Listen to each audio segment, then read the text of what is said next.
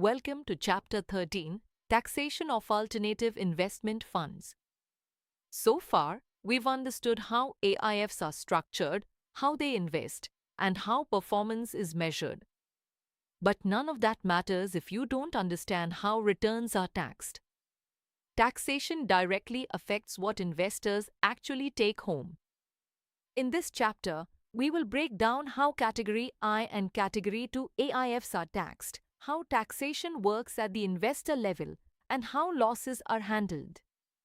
The goal here is not to memorize rules, but to understand the logic behind the taxation structure.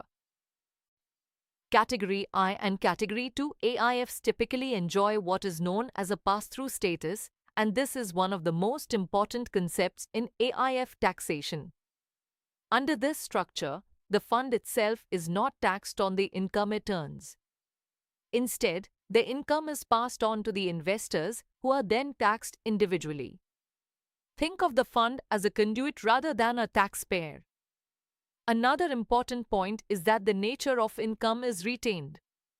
For example, if the fund earns capital gains, it will be taxed as capital gains in the hands of investors.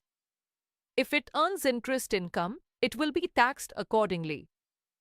This avoids double taxation and ensures that taxation aligns with the investor's own tax profile. Once income is passed through the fund, taxation shifts to the investor. Each investor is taxed based on their share of the income generated by the fund. However, the tax treatment depends on the type of income. Capital gains, interest income, and dividend income are all taxed differently.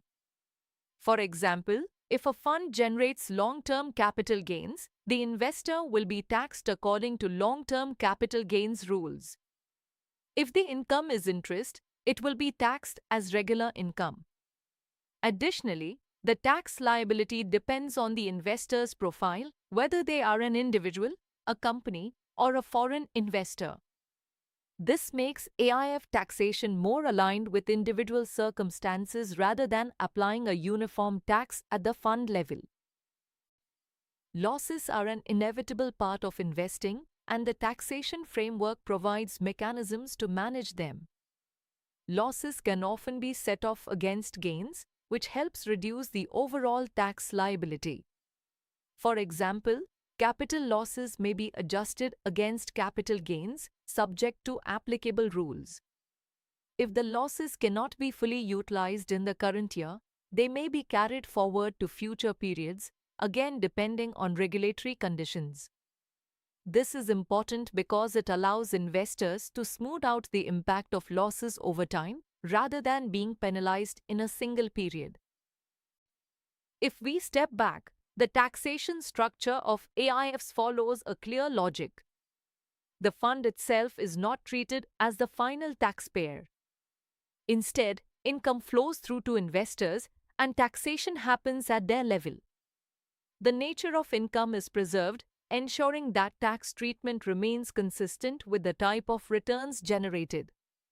This structure avoids double taxation and creates a more efficient system for investors.